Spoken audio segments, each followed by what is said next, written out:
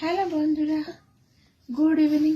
আজকে হলো স্যাটারডে, তো সকালে কোনো ভিডিও আর বানাইনি। আজকে কারণ হলো কি ছোট মেয়ে শরীর ভালো ছিল না। হাই,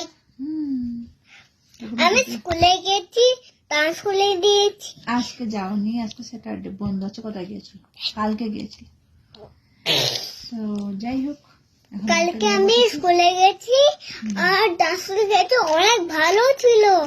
আমি সব ভালো করেছি। এখন মেয়ে করছে পড়াশোনা। হ্যাঁ দেখো, একটু ভালো দেখো। হ্যাঁ হ্যাঁ, এগুলা পড়ছে।